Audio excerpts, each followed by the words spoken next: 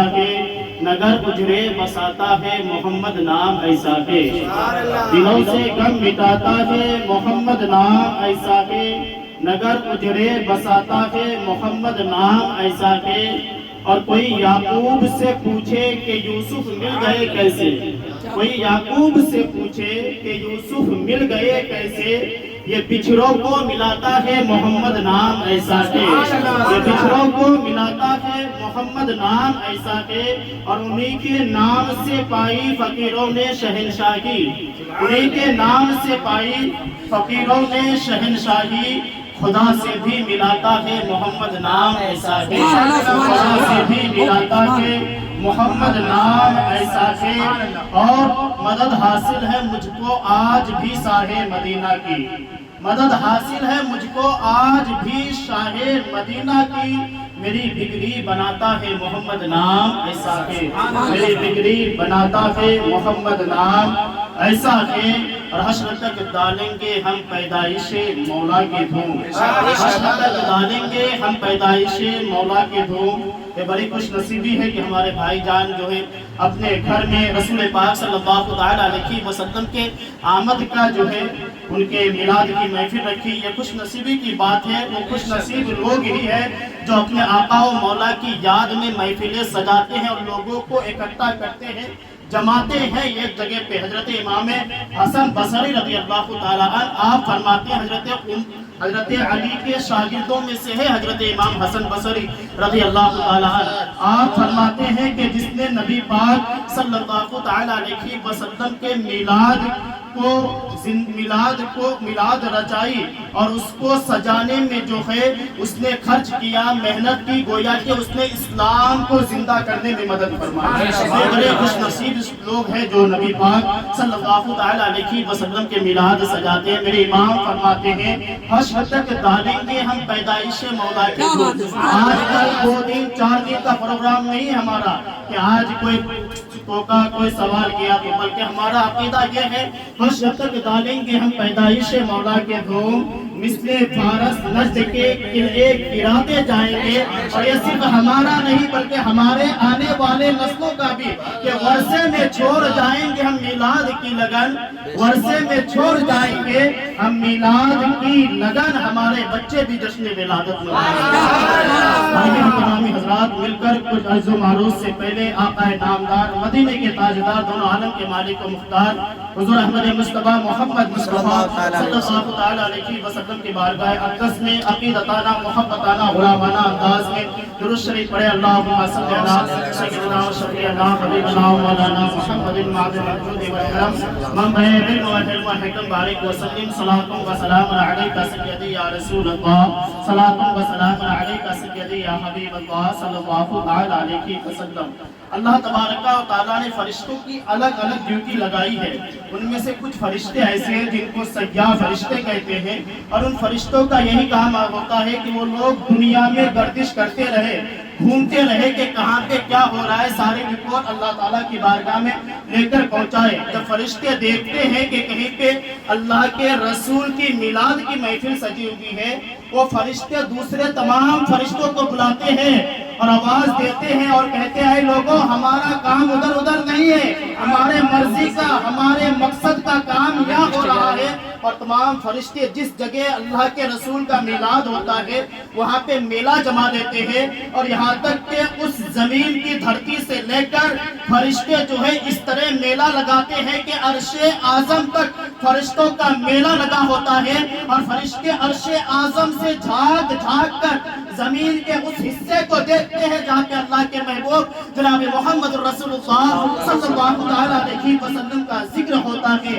یہ ذکر مصطفیٰ ایسے ہے کہ جب دنیا قائم بنا ہوا تھا، جب حضرت آدم کی پیدائش کا جو ہے ابھی جو ہے محفل بھی منعقد نہیں ہوئی تھی، حضرت آدم کے پیدائش کا پروگرام بھی نہیں بنایا گیا تھا، اس وقت بھی اللہ کے رسول صلی اللہ علیہ وسلم کی میلاد سجائی بھی جا رہی تھی، اور رسول پاک صلی اللہ علیہ وسلم کے نام کا میلاد منایا جا رہا تھا۔ اللہ تبارک و تعالیٰ قرآن پاک میں سورہ بقرہ میں فرماتا ہے وَإِذْ قَالَ رَبُّكَ لِلْمَلَائِكَةِ إِنِّي جَاعِلٌ فِي الْأَرْضِ خَلِيفَةً۔ اے میرے محبوب یاد کیجئے جب اللہ تعالیٰ نے اپنے فرشتوں سے مشورہ کیا تھا کہ میں زمین پر خلیفہ بنانے والا ہوں، یعنی حضرت آدم کے پیدائش کا یہ ذکر ہے۔ لیکن دیکھا جائے تو اس میں کہا جا رہا ہے اے محبوب یاد کیجئے۔ یاد کون سی بات دلائی جاتی ہے؟ یاد کون سی بات دلائی جاتی ہے؟ جو پہلے کبھی ہو چکا ہوگا وہی بات یاد دلائی جائے گی کہ یاد کیجئے پچھلے سال ہم لوگ وہاں گئے تھے، پچھلے سال عید میلاد النبی اس طرح منائے تھے، یاد کیجئے پچھلے سال کو۔ تو محبوب یاد کیجئے جب آدم کے پیدائش کے متعلق مشورہ ہو رہا تھا تو فرشتوں نے میرے مشورے میں کیا جواب دیا تھا؟ مطلب یہ کہ آدم ابھی پیدا بھی نہ ہوئے تھے، لیکن رسول پاک صلی اللہ علیہ وسلم سے کہلوایا جا رہا ہے محبوب یاد کیجئے۔ مطلب کیا کہ آدم کی پیدائش کی ابھی محفل سجی ہے کہ آدم کو کیسے پیدا کیا جائے گا، آدم کے لیے کون سی مٹی کا استعمال کیا جائے گا۔ لیکن محبوب اس وقت بھی جو ہے آپ اللہ تعالیٰ کی بارگاہ میں نور تھے اور آپ کے سامنے وہ تمام محفلیں ہو رہی تھی۔ محبوب اس محفل کو یاد کیجئے۔ اللہ اکبر۔ ہمارے آقا صلی اللہ علیہ وسلم کے بارے میں حضرت امام زین العابدین رضی اللہ تعالیٰ عنہ تاجدار کربلا کے شہنشاہ شہزادے حضرت امام زین العابدین غازی کربلا اور جو ہے وہ اپنے والد گرامی شہنشاہ کربلا حضرت امام حسین سے اور وہ اپنے والد گرامی تاجدار حضرت مولائے کائنات شیر خدا علی مرتضیٰ سے، اور وہ اعلان کرتے رسول پاک صلی اللہ علیہ وسلم کے بارے میں حضرت علی فرماتے ہیں کہ رسول پاک صلی اللہ علیہ وسلم فرماتے ہیں میں حضرت آدم علیہ السلام کے پیدائش سے 14 کروڑ سال پہلے اللہ تعالیٰ کی بارگاہ میں ایک نور تھا۔ اللہ اکبر۔ حضرت امام زین العابدین اپنے باپ حضرت امام حسین سے، وہ اپنے والد گرامی حضرت علی سے، حضرت علی فرماتے ہیں کہ نبی نے فرمایا کہ حضرت آدم کے پیدائش سے 14 کروڑ سال پہلے اللہ تعالیٰ کی بارگاہ میں رسول پاک صلی اللہ علیہ وسلم یہ ایک نور تھے۔ حضرت جابر بن عبداللہ انصاری رضی اللہ تعالیٰ عنہ رسول پاک صلی اللہ علیہ وسلم سے آ کے پوچھتے ہیں یا رسول اللہ صلی اللہ علیہ وسلم اللہ تعالیٰ نے سب سے پہلے کس چیز کو پیدا کیا؟ نبی فرماتے ہیں یا جابرو ان اللہ قد خلق قبل الاشیاء نورا نبی کی کا من نوری کی۔ اے جابر سب سے پہلے اللہ نے تمہارے نبی کے نور کو اپنے نور سے پیدا کیا۔ اللہ اکبر۔ حدیث پاک کو غور کریں، نبی فرماتے ہیں جابر سب سے پہلے اللہ تبارک و تعالیٰ نے تمہارے نبی کے نور کو اپنے نور سے پیدا کیا۔ اس کے آگے بہت لمبی حدیث ہے کہ اس نور کے پھر 4 حصہ کیا گیا، ایک سے جو ہے عرش بنایا گیا، دوسرے سے لوح، تیسرے سے کرسی، پھر کی اس چوتھے حصے کے پھر 4 حصہ کیا گیا، اس سے فرشتے بنائے گئے، جنت بنائے گئے، 7 آسمانیں بنائی گئی، حاملان عرش جو فرشتے عرش اٹھائے ہوتے ہیں ان لوگوں کو بنایا گیا۔ بہت لمبی حدیث ہے، تو حدیث پاک کے ٹکڑے میں ایک ٹکڑا یہ ہے کہ اللہ تعالیٰ نے نبی کے نور کے جو ہے ان 4 حصے میں سے ایک حصہ سے اللہ تعالیٰ نے لوح بنائی، لوح محفوظ جس کو ہم کہتے ہیں، لوح محفوظ بنائے۔ اور لوح محفوظ کے بارے میں ہمارا عقیدہ ہے اور قرآن میں بھی لکھا ہے کہ لوح محفوظ وہ ہے کہ جس میں ہر چیز کے بارے میں لکھا ہوا ہے، جس میں ہر چیز کا ذکر ہے، قرآن میں بھی ہے۔ اور لوح محفوظ کے بارے میں ہمارا عقیدہ ہے کہ لوح محفوظ میں ہر چیز کا ذکر لکھا ہوا ہے۔ جب سے دنیا بنی ہے، جب تک دنیا رہے گی، تمام چیزوں کا علم لوح محفوظ کے پاس ہے۔ اس کے اندر پورا قرآن بھی لکھا ہوا ہے۔ جو قرآن جو آسمانی دنیا میں آنے سے پہلے قرآن لوح محفوظ ہی میں لکھا ہوا تھا۔ تو لوح محفوظ ایسی چیز ہے کہ انسان کے زندگی کے ہر موڑ ہر لمحہ کے معاملات کو لوح محفوظ میں لکھا گیا ہے۔ بلکہ ہم لوگ یہاں پہ میلاد منا رہے ہیں، اس کا بھی جو ہے ذکر وہاں پہ لکھا ہوا ہے۔ بلکہ ہم اور آپ سانس لے رہے ہیں، ہماری ایک سانس کی گنتی بھی لوح محفوظ میں لکھا ہوا ہے۔ لیکن ذرا بتائے تو صحیح لوح محفوظ بنا کس سے ہے؟ لوح محفوظ بنا ہے رسول پاک صلی اللہ علیہ وسلم کے نور کے قطرے سے، ارے نبی کے نور کے قطرے سے جو چیز لوح محفوظ بنے، اس کے پاس پوری دنیا کا علم ہو تو لوح محفوظ جس کے نور کے قطرے سے بنا، اس کے پاس صلی اللہ علیہ وسلم کے علم پاک کا عالم کیا ہوگا؟ نعرہ تکبیر، نعرہ تکبیر، نعرہ رسالت، نعرہ رسالت، جشن عید میلاد النبی، جشن عید میلاد النبی، حضور کی آمد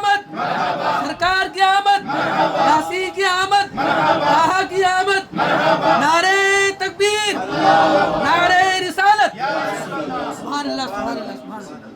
ये जो है बड़ी खुश नसीबी है कि रसूल पाक सल्लल्लाहु अलैहि वसल्लम के मिलाद सजाना, उनको रचाना, ये खुश नसीब लोग ही करते हैं। हजरत अबू बकर सिद्दीक रज़ी अल्लाह तआला अन्हु कौन है जिनके बारे में जो है कहा गया है कि पूरे उम्मत के ईमान को तराजू के एक पन्ने पर, मुस्लिम शरीफ की हदीस का मफ़हूम है कि पूरे उम्मत के ईमान को तराजू के एक पल्ले पे रख दिया जाए, अबू बकर सिद्दीक के ईमान को तराजू के दूसरे पल्ले में रख दिया जाए, अबू बकर सिद्दीक का ईमान तमाम उम्मत के ईमान पर भारी हो जाएगा। अबू बकर सिद्दीक फरमाते हैं कि जिसने एक दिरहम, एक पैसा भी नबी की आमद में खर्च किया, नबी की महफिल सजाने में, उनको रचाने में, नबी के जश्न के लिए एक पैसा भी खर्च किया, अबू बकर सिद्दीक फरमाते हैं मैं अबू बकर सिद्दीक उसे अपने साथ जन्नत में लेकर जाऊंगा। अल्लाहु अकबर। ये मिलाद शरीफ मनाने वालों की फजीलत है। अबू बकर सिद्दीक फरमाते एक पैसा जो खर्च करेगा मैं अबू बकर उसको अपने साथ जन्नत में लेकर जाऊंगा, जो कि यारे गारे नबी के, नबी ने जिसको जो है अपना मुसल्ला अता फरमाई, कुरान ने जिसकी साबियत को साबित किया है, कुरान जिसको सहाबी कहता है, सहाबा जिनको अपना इमाम माना है, उनका खुद का ये अकीदा है कि एक पैसा जो नबी के मिलाद में खर्च करेगा मैं अबू बकर उसको अपने साथ जन्नत में लेकर जाऊंगा। और हजरत उमर फरमाते हैं कि जिसने नबी के मिलाद को सजाने में और उनकी ताज़ीम के लिए किसी तरह की कोई भी मदद की, गोया कि उसने इस्लाम को खड़ा करने में मदद की, अल्लाह अकबर, गिरते हुए इस्लाम को बचाने पे मदद की।